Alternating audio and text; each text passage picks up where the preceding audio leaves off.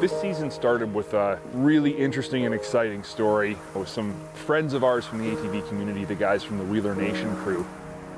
As I sat down to plan out this story, I just couldn't think of a better group of guys to bring along with me on a great adventure for our last episode of the season.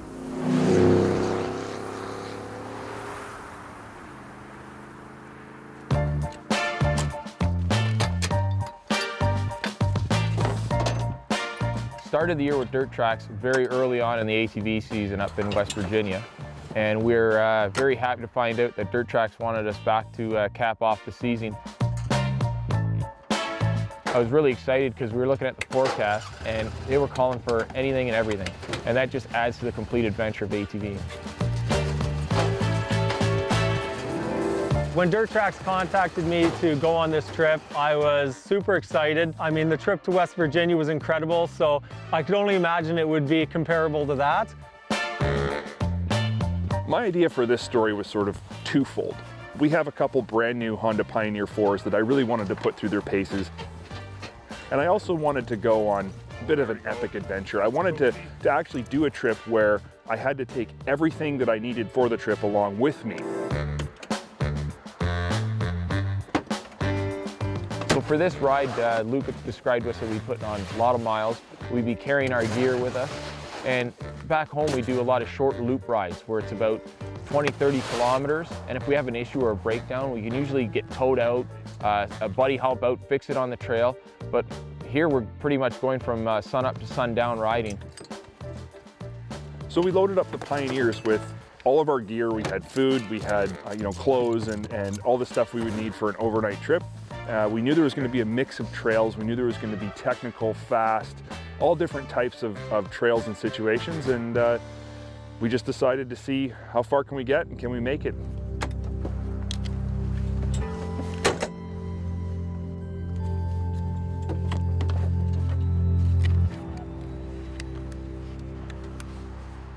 For this last trip, I decided to take the crew somewhere I haven't been in a long time, up to the Sudbury, Ontario area, particularly to Sportsman Lodge.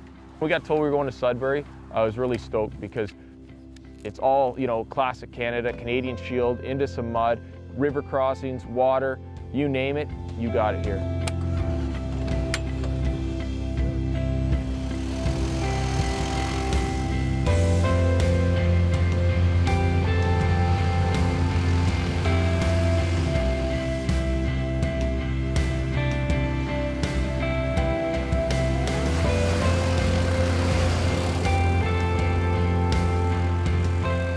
I've ridden in the Sudbury area dozens of times, on snowmobiles in particular, and only a few times on ATVs. I've ridden to the Sportsman's Lodge and ridden from the Sportsman's Lodge on snowmobiles more times than I can count.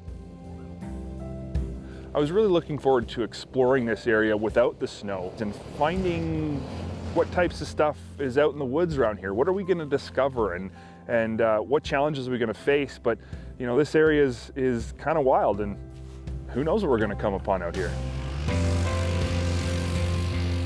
First section was classic Sudbury. We rode along a trail that was right beside a large swamp at first. The trail was almost reminded me of my hunting camp type trails. We're a little wider, a little less technical, not into any big deep valleys or gullies or anything, which allowed you to see a lot of the scenery, which is what this place is all about. There was some pretty wet sections, there was rocky sections, sandy sections. We really got into everything and got to see what these Pioneers would do. We had one trail that was right along the edge of a bog, that perfect moose spot where you just expected to see an animal.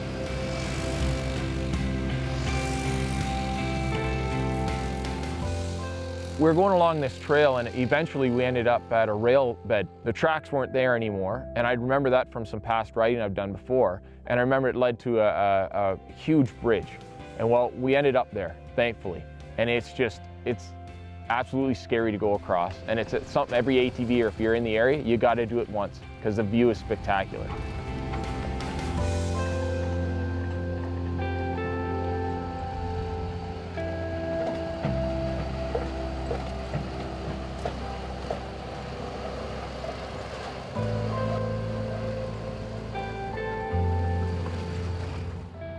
I'd heard about this old cabin in the woods just off of the rail bed, and it was kind of hard to find. It was obscure. It was kind of just an idea. I'd overheard somebody say that this existed.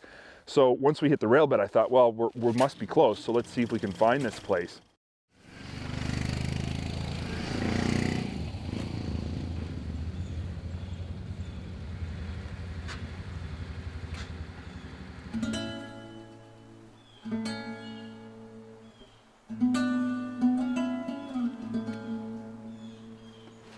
This place is pretty wild. I don't know if we should walk in there or not.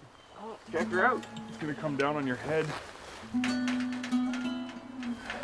I wonder if it's open. Sturdy. It's sturdy, I tell you. That's rustic. Oh yeah, this is old school. Wild in here, man. What's this here? Oh, no, We were starving by this point. It had been a long morning. We were hungry and we were just a little bit cold, so Luke and Steve managed to whittle up some wood and get a fire going. Best thing I've smelled all day. A fire. It means food's coming. Are we going teepee or log cabin? Let's go log cabin, buddy. You got it.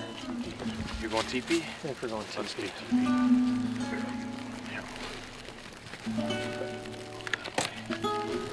You know, we threw back a few bun pups and told some stories and spent some time there, and it was really a nice relaxing break in the middle of the day. We got full, we got warm, and traveled on our way.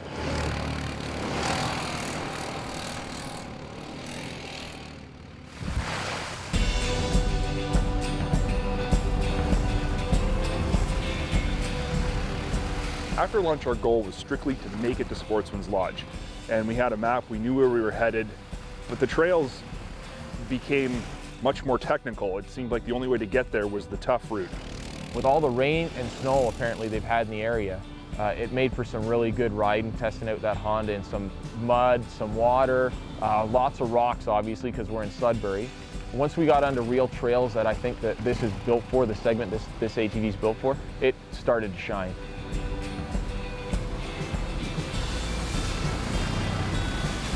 So we were finding ourselves in some situations that were really pushing the vehicles we were riding to their limits. And I was very pleased to see the Hondas fully capable of handling any situation we got into. The Pioneer was a great choice for this adventure. It had plenty of room for all our gear, great mud coverage. We came through the muddiest sections and ended up with nothing on us. You know, you kind of forget how much gear you're packing in on those Hondas because they carry the weight so well. There's two reasons I wanted to take Honda Pioneers on this trip.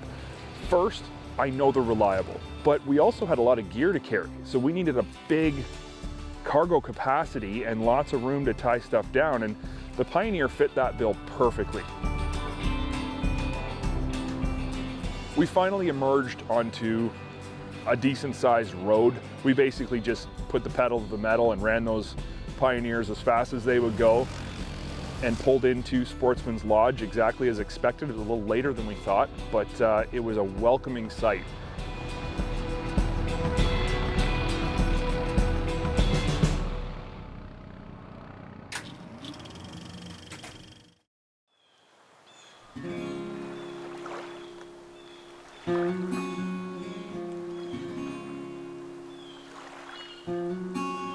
I've stayed at the Sportsman's Lodge a few times in the past, some on ATVs, some on snowmobiles, and I love this place because it's a really kind of cottagey, down-home vibe. It's warm, it's inviting. It's just the perfect place for an ATV or for guys like us to relax. You just feel at home.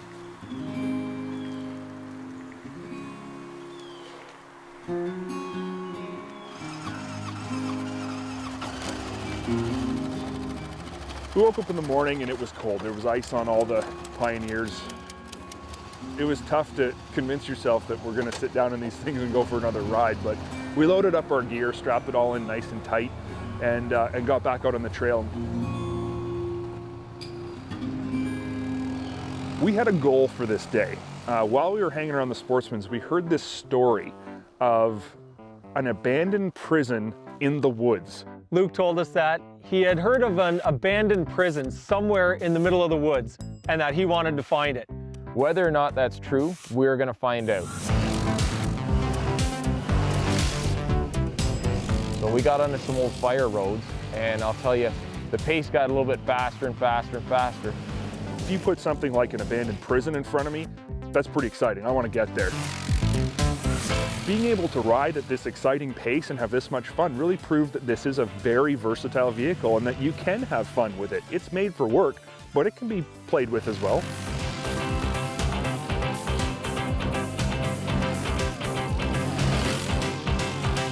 We thought we were heading in the right direction, and it turned out we were, because you just come around this corner and out of nowhere, as if it's in the middle of nowhere, there's this massive building.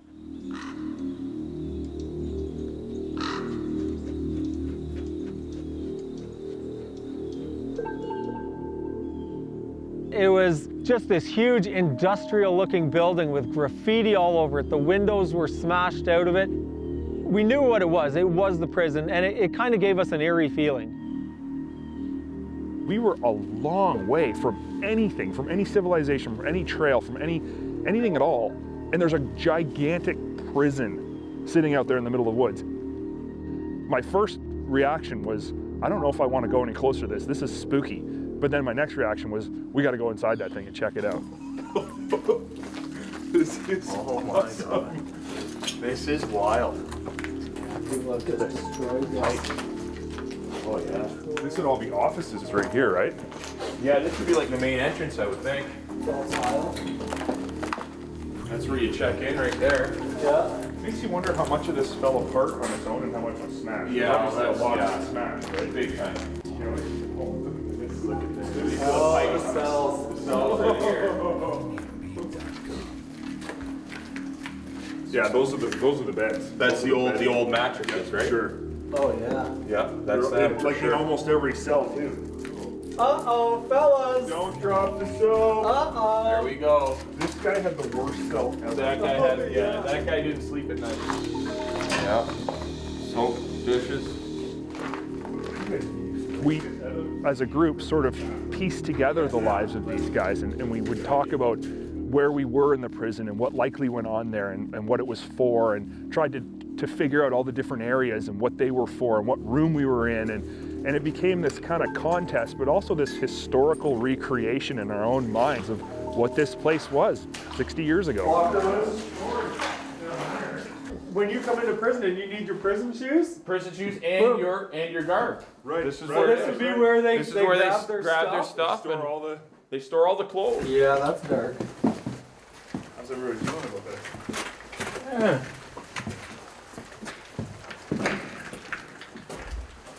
Not much natural light down here. I wonder if down here maybe it was like, Or there's some sort of electrical or controls for the heating and stuff. Like electrolysis or Probably some controls they don't want people to touch. this is without a doubt the creepiest place I have ever been in my whole life. Closet. This is a closet, still got the closet run in it. Does it? Yep. There's another closet right here. This These are probably the These are probably the guys, the warden or the guards sleeping room. So this is main level, right? Yeah.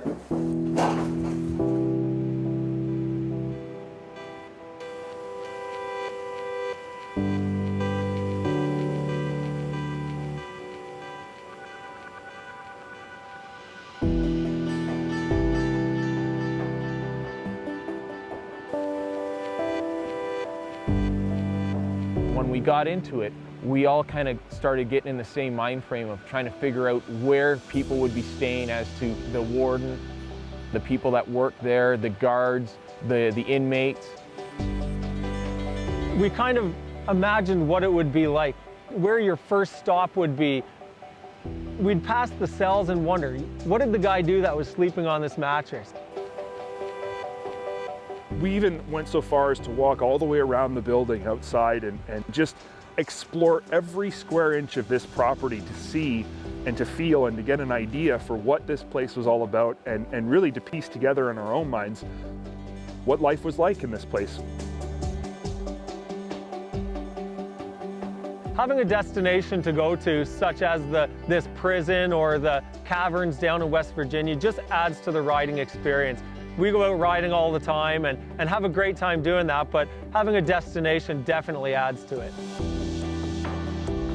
Overall, this trip was the perfect way to end our season. We're ending on a high note. We're ending with a great adventure. I get to end my season spending time with some people that I consider to be close friends now. I really enjoy riding with. Well, that's what ATVing is all about. You meet somebody for the first time, you have a common interest, and then before you know it, it grows into a friendship. And that's what's happened here. Whether we start and end next season with Luke and Steve or the Wheeler Nation crew, I don't know if that's going to happen or not. What I do know is that we're going to get into more trouble and more adventures, and we're going to experience more stuff together in the future. That's a guarantee.